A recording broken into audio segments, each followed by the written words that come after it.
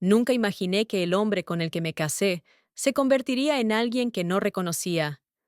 Cuando conocí a Santiago, era un hombre tranquilo y sensato, profesor de matemáticas en un instituto, con unas gafas ligeramente torcidas y una afición por el pan tostado sin mantequilla.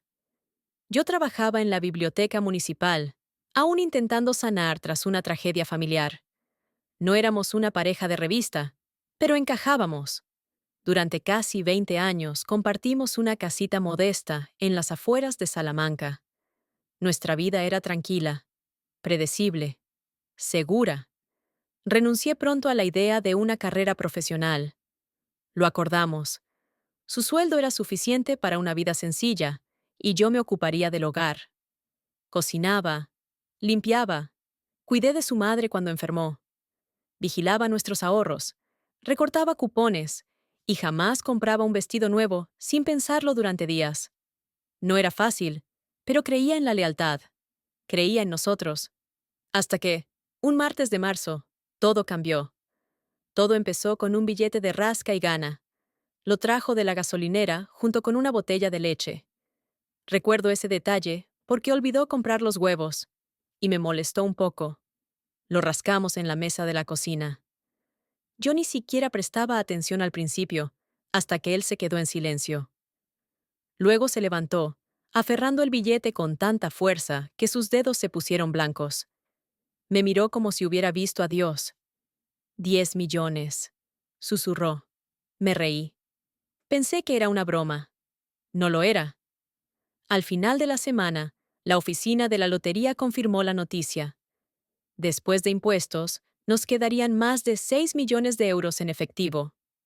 De un momento a otro, la vida que conocía desapareció. Al principio, soñé con todo lo que podríamos hacer juntos. Imaginé una cabaña pequeña en Asturias, una librería de segunda mano, que yo podría llevar en mis ratos libres.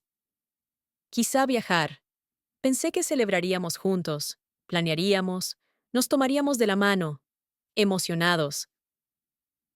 Pero Santiago tenía otros planes. En menos de una semana, dejó su trabajo sin avisarme. Dejó de usar sus viejos jerseys y pasaba horas navegando en páginas de inmobiliarias de lujo. Salía con gente que yo no conocía, bebía más, reía más fuerte. Una noche, bajé las escaleras y lo escuché decir al teléfono: «Por fin soy libre». No lo confronté. No todavía. Me repetía que era el estrés, los nervios, una euforia mal canalizada. Hasta que llegó el golpe de verdad. Era un domingo por la mañana. Acababa de preparar tostadas francesas, su desayuno favorito, cuando bajó vestido con un traje elegante que nunca había visto. Y lo soltó, sin pestañear. Ahora que soy rico, ya no necesito una ama de casa. Pensé que había oído mal. Se sentó, tomó un sorbo de café y continuó. Era suficiente cuando no teníamos nada. Pero no pienso vivir como un maestro de escuela el resto de mi vida. Ya no encajas en lo que quiero. Me quería fuera. Así, sin más. Sin discusión. Sin advertencia. Sin lágrimas. No lloré. No delante de él. Me dio 30 días para abandonar la casa. Los días siguientes fueron de los más extraños de mi vida. Recorría nuestro hogar, mi hogar, como un fantasma, tocando los muebles que había pulido, doblando las sábanas que había lavado, fingiendo no oír a Santiago, hacer planes con arquitectos, reformas, viajes de lujo a los que yo ya no estaba invitada. Nunca gritó, nunca perdió los estribos. Su crueldad era limpia, como un bisturí. Fría, precisa, sin remordimiento. Empezó a traer gente, hombres de sonrisas demasiado blancas y mujeres que se reían a carcajadas. Me pidió que desapareciera durante esas veladas. Me refugiaba en el piso de arriba, encerrada con llave, temblando mientras apretaba una taza de té caliente entre mis manos. Comencé a empacar en silencio. No todo, solo algunas cajas, mis libros, cartas de mi madre, una acuarela de 2 palomas que me había regalado la madre de Santiago antes de morir. Dudaba que él siquiera recordara su existencia. También empecé a escribir. No sabía bien por qué, solo que era necesario. En un viejo cuaderno escondido en mi mesita de noche, empecé a documentar cada cambio que notaba en él. Los gastos, los nombres que mencionaba, las señales de que algo más profundo estaba ocurriendo. No sabía para qué lo usaría, pero sabía que tenía que hacerlo. 2 semanas después, Santiago trajo a una mujer a casa a plena luz del día. Treintañera, con melena rubio platino, y tacones que resonaban en el suelo de madera como bofetadas. La presentó como una agente inmobiliaria que me ayuda con la nueva casa. Ni siquiera me miró. Esa noche, Santiago me dijo que iba a vender la casa. Le pregunté en voz baja, ¿a dónde se suponía que debía ir yo? No respondió. Solo bebió un sorbo de vino y se encogió de hombros. Ya te las apañarás, dijo. Esa noche me acosté temprano, sintiendo el corazón latir como un tambor de guerra. Miré al techo y sentí algo cambiar dentro de mí. No romperse, endurecerse, como la piedra que se enfría en la fragua. Si creía que me iría sin pelear, no me conocía en absoluto. Al día siguiente, pedí una cita con Mercedes, una contadora jubilada que conocía de la iglesia. No era glamurosa, pero era astuta.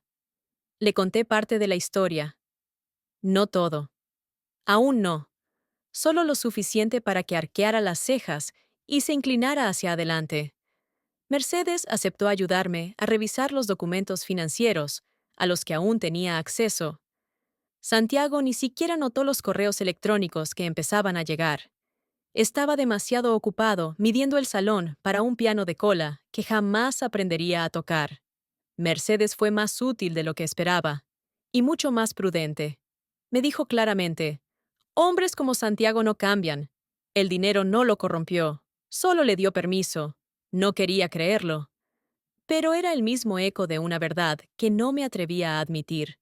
Quizá el hombre con el que me casé siempre fue así, solo que yo nunca importé lo suficiente para que lo demostrara. Juntas, Mercedes y yo, revisamos extractos bancarios, cuentas de tarjetas de crédito, declaraciones de impuestos antiguas. Me enseñó cómo solicitar un informe de crédito a mi nombre y al de Santiago, y qué buscar. Algunas cuentas seguían siendo conjuntas, aunque él había empezado a abrir otras solo a su nombre. No era ilegal, pero me decía algo importante. No estaba escondiendo su salida. Simplemente contaba con que yo no me diera cuenta. Mercedes me aconsejó actuar rápido, pero en silencio. No dejes que sepa que lo estás observando. Es entonces cuando hombres como él empiezan a cometer errores y a volverse peligrosos. Asentí. Tenía miedo, sí, pero ya no estaba paralizada. En casa, Santiago se había vuelto un extraño en su propio hogar. Empezó a dormir en el cuarto de invitados, aunque yo nunca se lo pedí. Dijo que necesitaba espacio para pensar. Dejé de cocinar para él. No pareció notarlo. O no le importó. Una mañana entré a la cocina y encontré a una mujer usando uno de mis antiguos batines, uno que no había usado en años, pero que seguía guardado con cuidado en el armario de la ropa blanca. Estaba sirviéndose café, como si fuera su casa.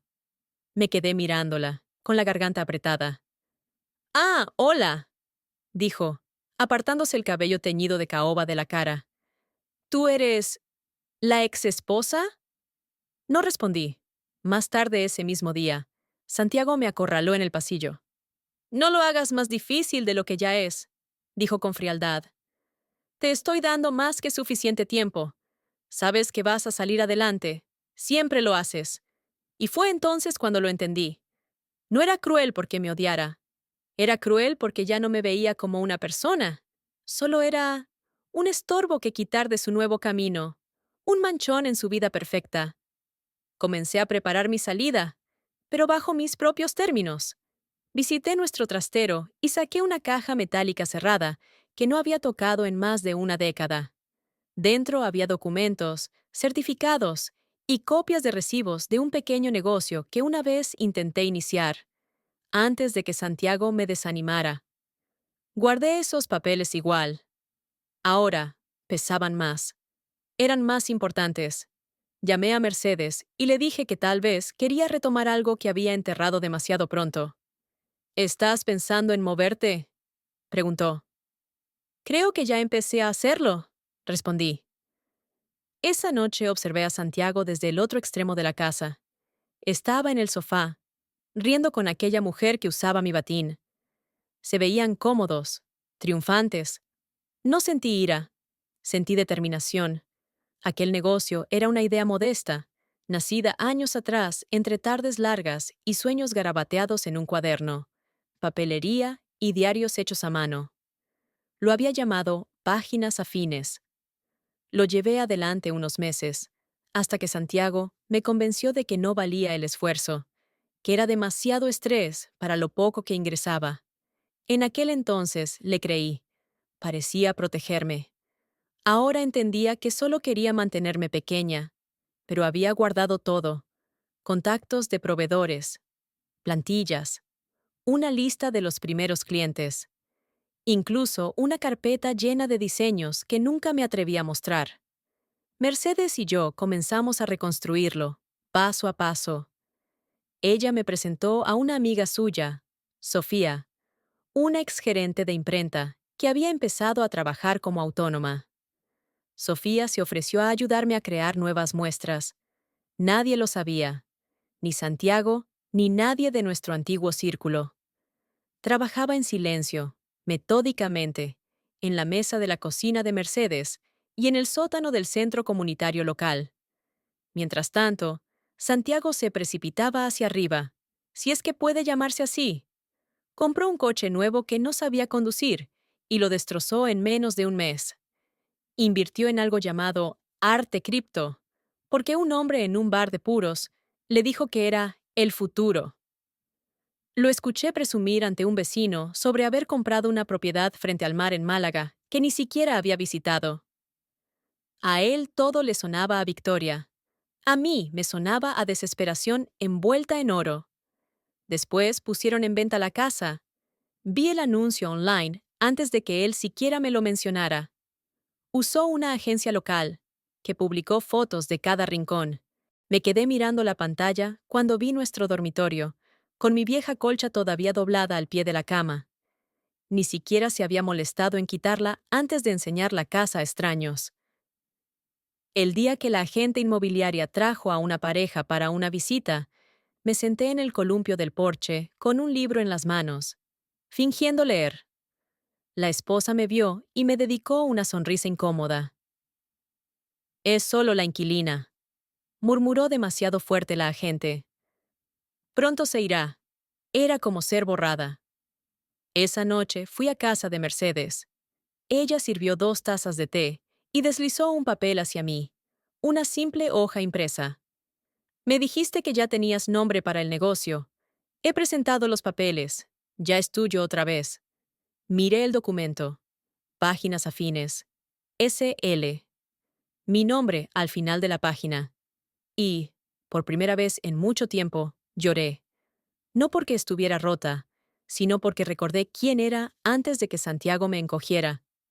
Me mudé 2 días antes de la fecha límite que me había dado Santiago.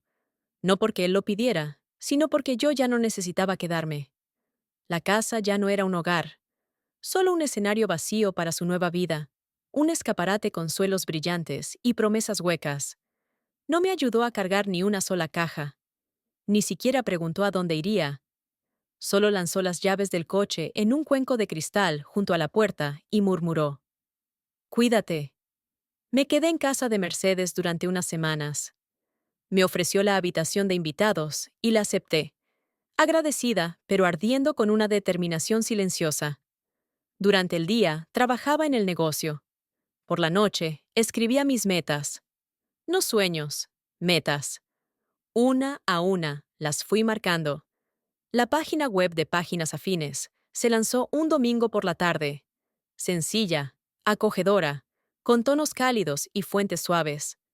Subí fotos de muestra de los diarios hechos a mano, las tarjetas y las cajas de recuerdos que Sofía me ayudó a producir. No puse mi rostro. No todavía. No quería reconocimiento. Quería resultados. Y entonces pasó algo. Una influencer. Una mujer que recordaba vagamente de nuestro pueblo, ahora viviendo en Barcelona. Compartió una publicación sobre la tienda. Había comprado un diario personalizado para su madre y se grabó abriéndolo, con lágrimas en los ojos. «Es tan hermoso», susurró ante la cámara. «Se nota que quien hizo esto puso amor en cada detalle». Los pedidos llovieron. Sofía y yo apenas podíamos mantener el ritmo. Mercedes llevó la contabilidad, advirtiéndome con firmeza. «No dejes que el éxito temprano te haga crecer demasiado rápido. La sostenibilidad es poder». Mientras tanto, Santiago llamó una sola vez. Dejó un mensaje, su voz distante, casi indiferente. «Oye, solo quería confirmar que te llevaste todas tus cosas. ¿Dejaste la tetera azul? El agente inmobiliario quiere la encimera despejada». No respondí. Pero una noche pasé frente a la casa, aparcada en el coche de Mercedes, al otro lado de la calle. Las luces estaban encendidas. Vi siluetas, movimiento, risas. Una fiesta, quizá. Desconocidos en lo que una vez fue mi hogar. Luego, el cartel de «Se vende» desapareció. La casa se había vendido. Debería haber sentido dolor. Pero sentí alivio. Como si me hubieran quitado un peso que ni siquiera sabía que llevaba encima. Unos días después, Sofía me llamó, alterada.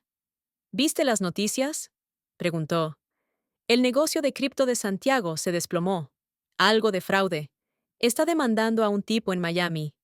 Está por todas partes en Twitter». No corrí a mirar. No sentí satisfacción. Simplemente volví a mi escritorio, tomé una pluma nueva de mi inventario y añadí una página a mi diario. Cosas que he construido sin pedir permiso. Santiago tenía el dinero, pero yo tenía la base. Alquilé una pequeña casita a las afueras del pueblo. 2 dormitorios, suelos que crujían y un porche que se mecía con el viento. No era lujosa, pero era mía. Pinté la cocina yo misma, en un tono cálido de salvia, y coloqué estanterías con tazas desparejadas de mercadillos. Cada rincón era una recuperación. Los pedidos seguían llegando. Ya no podíamos seguir produciendo todo a mano, así que Sofía sugirió hacer tiradas limitadas, productos que conservaran el alma artesanal, pero que se pudieran fabricar en pequeños lotes. Luché con la idea. ¿Era venderme o era crecer con inteligencia? Mercedes me recordó. Primero sobrevivir, luego perfeccionar. Así que acepté. Colaboramos con un pequeño taller local, dirigido por una pareja que casi había cerrado durante la pandemia. Lloraron cuando firmamos el contrato. Yo también lloré, aunque no delante de ellos. Una mañana, mientras empaquetaba un pedido, recibí un mensaje en la cuenta de Instagram de la tienda. ¿Eres la misma Catalina que vivía con Santiago Martín? Si es así, solo quiero decirte, lo que estás haciendo es increíble. Vi a Santiago en las noticias anoche, y créeme, tú ganaste. Me quedé mirando la pantalla. ¿Santiago en las noticias? Silencié las notificaciones y abrí el portátil. Ahí estaba, de pie, rígido, frente a una reportera en la puerta de un juzgado provincial. Adiós, traje a medida. Se veía hinchado, con gotas de sudor en la frente. El titular decía: ganador local de la lotería denuncia a gurú financiero tras perder millones. El vídeo comenzó a reproducirse. Santiago, visiblemente molesto, explicaba cómo había sido engañado por alguien que conoció en círculos de inversión de alto nivel y que había liquidado temporalmente sus activos para financiar proyectos innovadores. Su lenguaje era vago, lleno de excusas y culpas. Los comentarios debajo eran implacables. Si eres tan tonto como para darle 4 millones a un desconocido, no eres una víctima. Creyó que el dinero lo haría inteligente. Imagina perder el premio gordo y a tu esposa. Brutal. Cerré el portátil. Me temblaban las manos, pero no de miedo, de claridad. Santiago no tenía ni idea de que mientras él liquidaba activos, yo estaba fortaleciendo los míos. No había tocado nuestra cuenta conjunta desde que me mudé, salvo una vez, en silencio, para pagar el resto de mi préstamo estudiantil. Seguía teniendo acceso legal en ese momento. Después de todo, él nunca me eliminó de la cuenta. Demasiado arrogante. Demasiado distraído. Dejé el resto intacto. Mercedes me ayudó a configurar todo bajo un fideicomiso. Discreto. Legal. Invisible. Esa misma tarde recibí una llamada de una agente inmobiliaria a la que no veía desde hacía años. Natalia Prieto. Era amable, profesional, pero su voz dejaba entrever otra cosa. Curiosidad. Hola, Catalina. Espero que estén bien. Escuché un rumor de que quizá estés buscando invertir en propiedades. ¿Es cierto? Me detuve un segundo. Luego sonreí. Sí, Natalia. Puede ser que sí. Nos reunimos en una cafetería tranquila ese jueves. Natalia llegó con una gabardina beige, su tablet abierta y un fajo de listados impresos bajo el brazo. No vienes solo a mirar escaparates, ¿verdad? Preguntó, con una mirada aguda pero no dura. No, respondí, removiendo mi té. Estoy lista. Y quiero algo con historia. Ella sonrió, intrigada. La mayoría pide moderno o de poco mantenimiento. Me gusta lo que propones. La historia tiene carácter.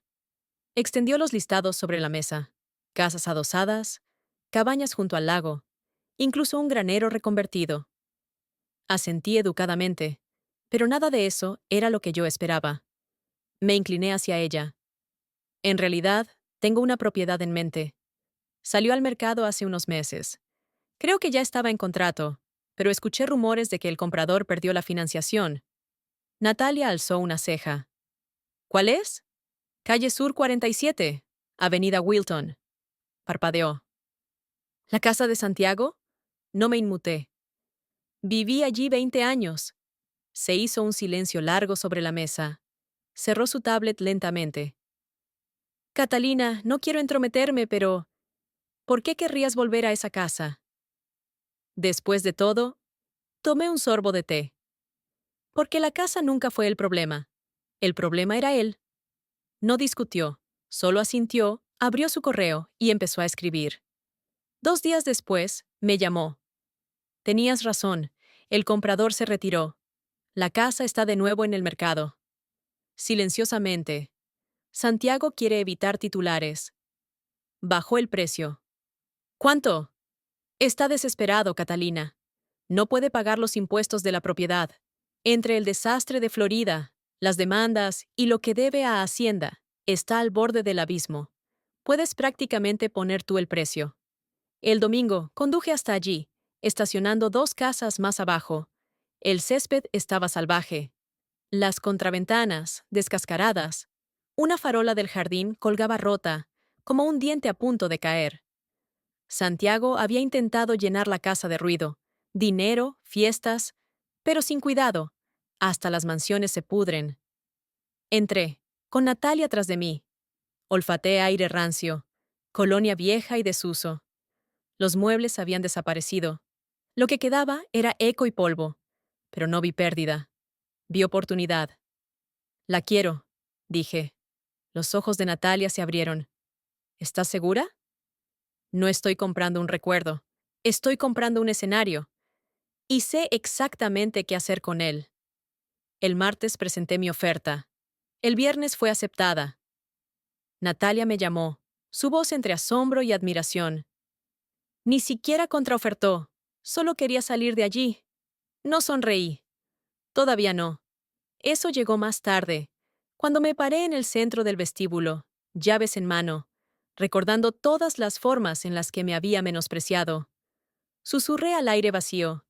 Esta vez, le pertenece a alguien que no la tirará a la basura. El día que regresé a la casa, llevé guantes, no por frío, sino por agarre. El polvo cubría cada superficie, y las telarañas se aferraban a las esquinas como recuerdos amargos. Pero no me intimidaba. Había limpiado cosas peores. Sofía y yo recorrimos los pasillos juntas. Ella se detuvo ante la chimenea, donde Santiago una vez intentó colgar una escultura de espejos. «Esta casa tiene alma», dijo, acariciando con la mirada las molduras del techo. «Solo necesita a alguien que no la asfixie». «Sé lo que necesita», respondí. «Necesita un propósito». Esa misma semana tracé el plan. Un espacio creativo. Un estudio boutique para páginas afines. No una tienda anónima en un centro comercial. Algo diferente.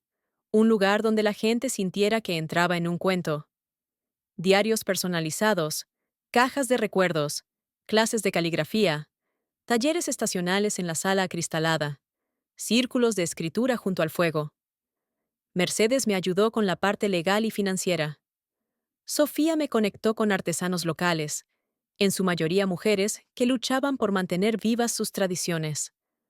Pintamos las paredes de miel cálido y ciruela suave. Levantamos viejas alfombras, abrillantamos la madera escondida debajo. Cada cajón, cada rincón, cada zócalo desconchado, los toqué todos. No estaba reclamando el espacio, estaba reescribiendo la historia. Y entonces hice algo pequeño, pero valiente. Colgué un cuadro enmarcado justo en la entrada. Decía, «Este espacio antes estuvo lleno de silencio y ausencia. Ahora recibe historias, voces y nuevos comienzos. Bienvenido a casa». Sí, la inauguración estaba prevista para mediados de octubre. No hicimos una gran campaña publicitaria, solo el boca a boca, algunas fotos en el Instagram de páginas afines y una invitación abierta al periódico local para hacer un pequeño reportaje. Hicieron más que eso. La reportera, una joven llamada Teresa, se enamoró del lugar. Me entrevistó durante una hora, hizo preguntas profundas y tomó fotos de todo: los mostradores, las clases, el jardín que la sobrina de Sofía había replantado. 2 días después, salió el artículo. De la ruptura al renacimiento. La mujer que transformó la mansión de su exmarido en un tesoro comunitario. No esperaba ese titular, y mucho menos esperaba que Santiago lo viera. Pero lo vio. Ese sábado, mientras preparaba muestras para un taller de diarios de recuerdos, Mercedes entró en la cocina con su móvil en la mano y una expresión que no le había visto antes. Mitad divertida, mitad firme. «Ya lo sabe», dijo. Levanté la vista. «¿Santiago?», asintió. Alguien le envió el artículo. Ya dejó un mensaje de voz. No lo escuché, pero leí la transcripción. ¿De verdad crees que esto es gracioso? ¿Comprar mi casa? ¿Convertirla en una especie de club de pasatiempos? ¿Tienes idea de cómo me dejas en ridículo? Exhalé despacio. Le había tomado todo este tiempo ver lo que estaba construyendo. Él pensaba que al echarme había acabado todo, pero lo único que hizo fue liberarme. Borré el mensaje. Luego caminé hasta la sala principal, donde 2 mujeres miraban libros de recetas artesanales. «Si necesitan algo, estoy aquí», les dije sonriendo. Ya no era solo algo local. Un blog de estilo de vida compartió el artículo. Luego me contactó un podcast. No buscaban chismes, buscaban inspiración. Acepté la entrevista, sentada en el mismo salón acristalado, donde Santiago una vez me llamó aburrida. Mirando el jardín, dije la verdad. Había estado en silencio demasiado tiempo. Y el silencio no siempre es gracia. Muchas veces es miedo. La respuesta fue abrumadora. Cartas, correos electrónicos, mujeres entrando a la tienda, no para comprar, sino para decir, «Gracias». Una enfermera jubilada, una madre soltera, una viuda que susurró, «Me recordaste que todavía tengo capítulos por escribir». Una tarde, la campanilla sobre la puerta sonó. Levanté la vista esperando ver a Sofía o a Mercedes. Era Santiago, más delgado, cansado, con una chaqueta demasiado gruesa para el clima. No parecía enojado, parecía perdido. No me inmuté. Simplemente doblé una servilleta de lino sobre una cesta de lavanda seca y dije, «Estamos a punto de comenzar una clase». Se quedó de pie en medio de la sala, mirando todo, las estanterías, las luces colgantes, la gente sonriendo. Nada de eso era suyo. No pensé que realmente la comprarías, dijo al fin. No lo hice para vengarme de ti, respondí. Lo sé, dijo en voz baja. Eso es lo peor. No dije nada. Se giró para irse, pero se detuvo en la puerta. Nunca fuiste solo una ama de casa, dijo. Simplemente no supe cómo manejar a alguien que no me necesitaba. Y se fue. No lo seguí. Detrás de mí, una alumna preguntó con dulzura. ¿Seguimos con la clase? Me volví hacia ella con una sonrisa. Sí, empezamos ahora mismo. Ese invierno llegó suave, y con él, una ternura que no había sentido en mucho tiempo. Los días eran más cortos, sí, pero no más oscuros. Cada noche cerraba la tienda tras el último visitante, apagando las luces de guirnalda una por una, como quien pliega con cariño las esquinas de un libro amado. Cuidadosamente, con intención, estábamos creciendo, despacio, con cabeza.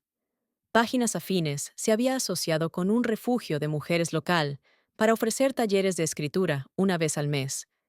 Sofía estaba formando a 2 aprendices. Mercedes, por fin, se permitió retirarse del todo, aunque aún venía a tomar té los viernes, y se aseguraba de que no cobrara de menos por el trabajo personalizado. Ahora tenía un ritmo, una vida. Una mañana me detuve en la entrada de lo que alguna vez fue nuestro antiguo dormitorio principal, ahora convertido en una sala de lectura, llena de sillones de terciopelo y estanterías bajas y anchas. Una mujer, con el cabello plateado recogido bajo un gorro de lana, estaba sentada en un rincón, escribiendo en un diario que acababa de comprar. Cuando me vio, sonrió. No pensé que volvería a escribir, dijo, con una voz como encaje gastado. Pero hay algo en este lugar. Es como si te recordara quién eras, antes de que la vida intentara hacerte olvidar. Me senté a su lado y respondí. Justo para eso lo construí. Ya no hablaba de Santiago. La gente apenas lo mencionaba. A veces escuchaba algún rumor, que se había ido a vivir con un primo, que trabajaba como encargado de un almacén en otra ciudad. Pero esas historias ya no dolían. Se sentían lejanas, como algo ocurrido en un sueño que ya no necesitaba descifrar. Mantenía las llaves de la casa en un gancho artesanal en la cocina. Cada vez que las tomaba en mis manos, recordaba, no lo que perdí, sino lo que me negué a soltar. Mi voz, mi nombre, mi fuerza. Algunos dicen que la venganza es dulce, pero yo he encontrado algo mejor. La paz.